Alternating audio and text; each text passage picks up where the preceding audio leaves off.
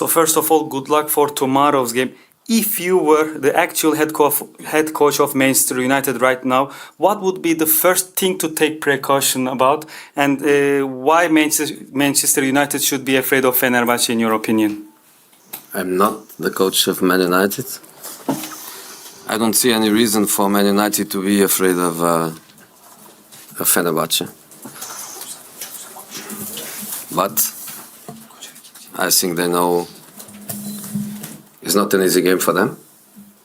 If they think it's easy, if they come thinking that it's going to be easy, I think it's the wrong approach. And unfortunately for us, I don't think that will be the approach. I think they know that the game can be difficult for them and that they will come with maximum strength. I don't think they are going to make rotations to save players for the next weekend match, if I'm not wrong, against West Ham. I think they will come full strength. That's what I would do. So, when you first signed for Fenerbahce, you said that Fenerbahce is a team of quality players, a lot of quality players in the team, but a little bit speed was missing in the team. Even though Fenerbahce made a lot of transfers, I think the team is slower compared to the last season in terms of rhythm. So, what would you like to say about this? Would you make autocriticism about that? That's his opinion. I respect.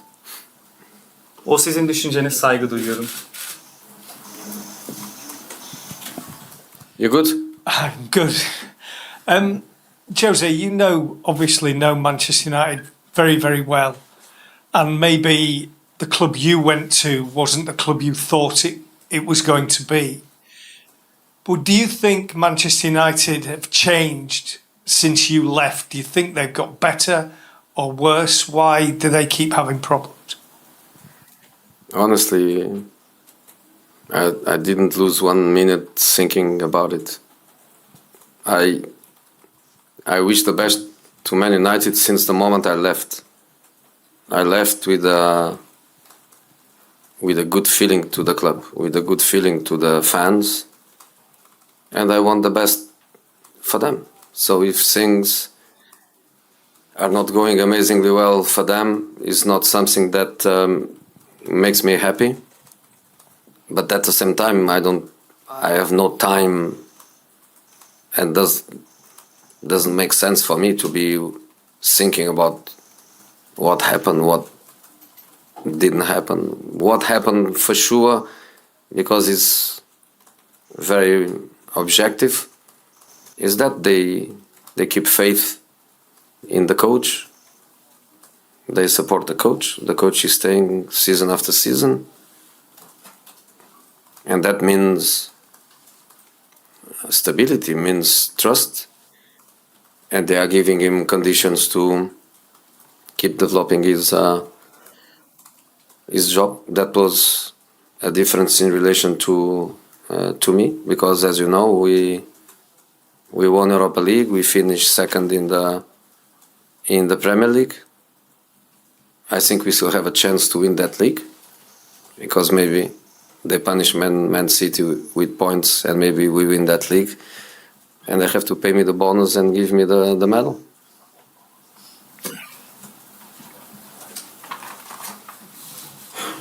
So first of all, good luck for tomorrow's game. Manchester United is going through a bad moment right now. In European competitions, they haven't won this season. Do you think that this will be an advantage for you or disadvantage for you? They didn't win, they didn't lose. And in this format where everybody tries to figure out what we need but nobody knows, I think every point that you get is always a difficult point.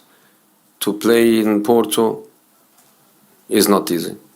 To get a point in Porto is not easy for anybody. And we also played against Twente. Of course, the world expect Man United to beat Twente, especially at Old Trafford. But it was a difficult game. What I can say is that one thing are the results that Manchester United is having, and another thing is the potential of is the potential of the team. Potential of the team is high, and I think the 2 draws in Europa League don't favor us, but also doesn't make a huge difference. In the end of the day, this new format will always allow that the top teams are going to qualify. No problem for a top team to lose 3 or 4 matches out of 8, because then they will win 3 or 4, they will make 12 points easily, and they qualify. So I think they are in a stable situation. And if I have to say now which are the 2 biggest candidates to win Europa League, I think it's easy. Man United and Tottenham is easy. Premier League is a different level of quality, is a different level of intensity, is a different level of pace, is a different level of tactical culture, is a different level of everything. So I think tomorrow we are going to play against one of the 2 strongest teams. So first of all, good luck for tomorrow's game. The last time you made a press conference here, you said that you were going to make rotation and you gave some names. So that's why I have a little bit courage to ask you if you can give some names to play tomorrow. Because the last time you were here, you said that İrfan Can Kahveci was going to play and he played. And also people are curious with the absence of Osterwolde, who will play as left fullback, who will be the striker. So if you can give a couple of names for tomorrow in the starting 11. The left back, I'm waiting for advice from the specialists on TV. There is no Kostic, there is no Jadon, there is no Levent. The specialists, they have a solution for everything. I don't understand Turkish on TV, but I will give work to this fellow here. I want to listen to them. I want to listen to them. So if I follow their advice, tomorrow I'm protected, because will be their choice.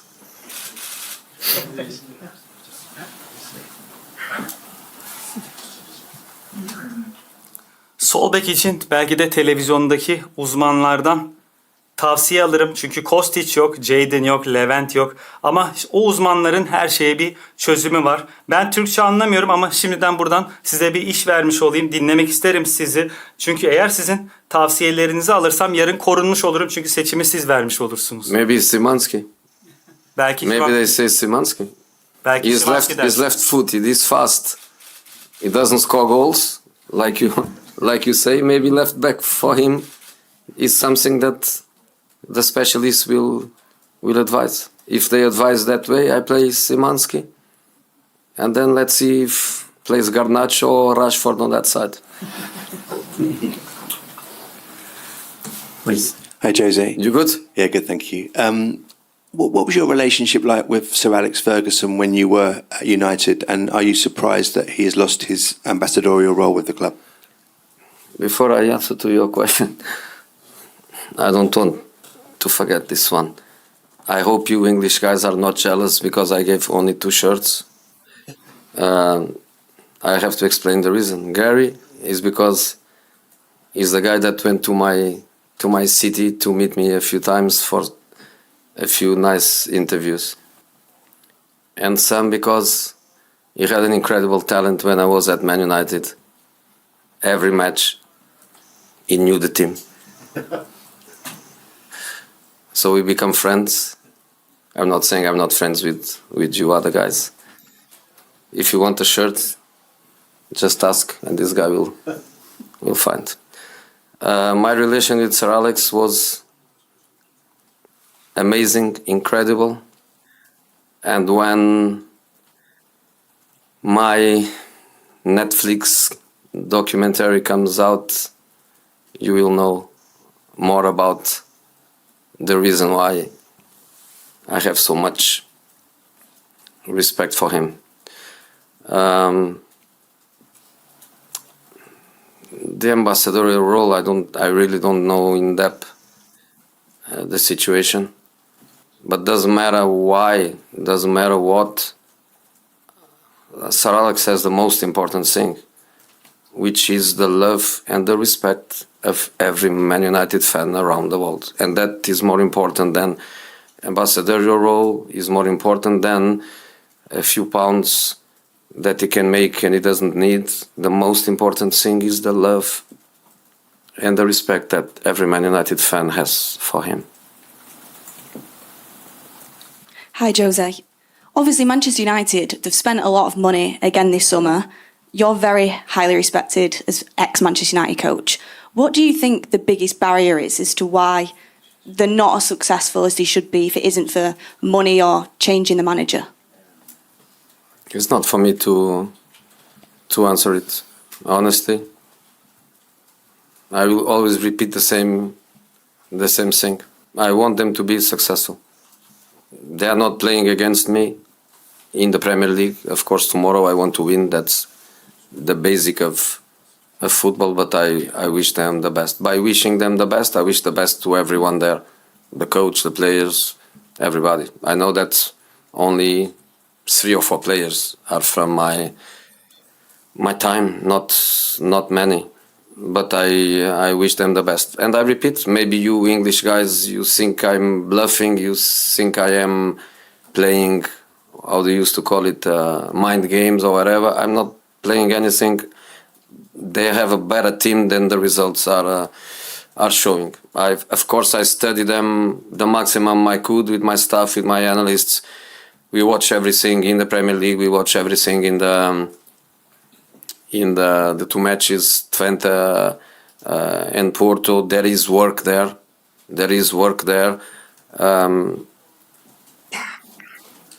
And they will succeed sooner or later. They will succeed. Hopefully sooner, and hopefully before one day I go back to the Premier League and they become my opponents. In this moment, they are just my opponents for 1 match, not even 2, just 1 match. And of course, tomorrow, the feelings during the 90 minutes, there are no feelings. Jose, thanks very much for the shirt. Nice tribute to Sir Alex, but one thing Sir Alex never managed to do was beat a Jose Mourinho's side away from home. 20 years Manchester United have beaten the Jose Mourinho side away from home just once. Is that a stat that can give confidence and a boost to the players going into this one? I don't think so. I didn't know. You telling me? I didn't know. And I think there is no connection with the past. You know, when I played Manchester United, I played with big teams.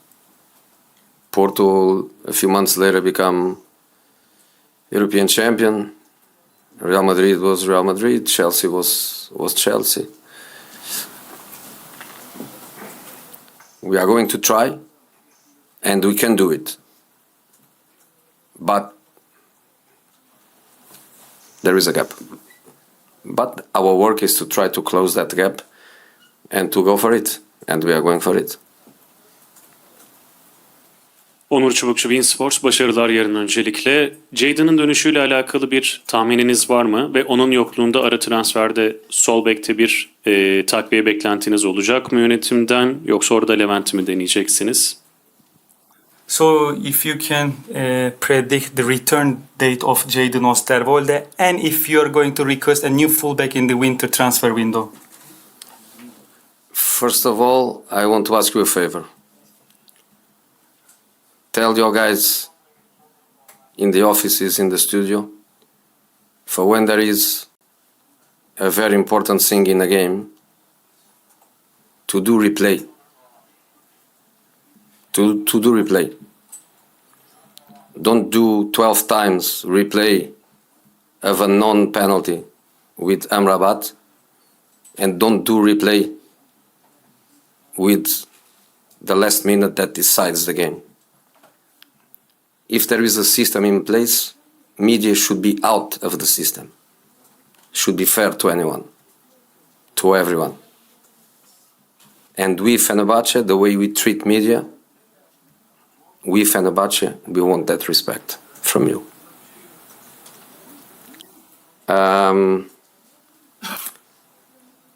The question was? If you are going to request a new fullback in the win, or are you going to try Levent? Jadon, I am honest. I'm not optimistic that he can play a match this season. For me, in my mind, the season is over for Jadon.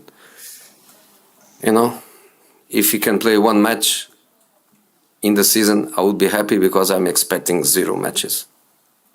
So if he comes, let's say, beginning of May, and he still can play 2-3 matches, for me, would be a bonus, because in this moment I don't expect anything from Jadon.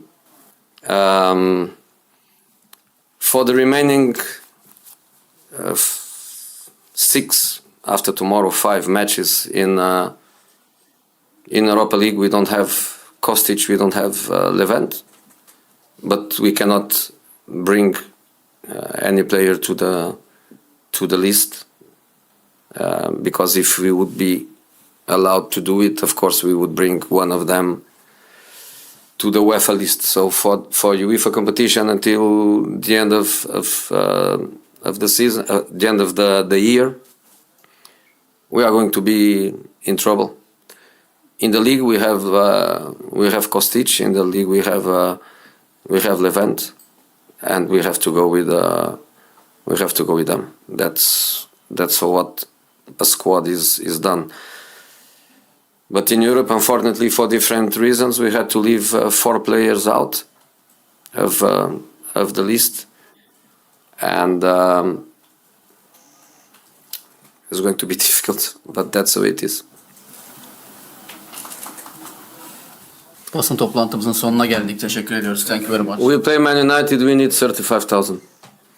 What? You don't understand?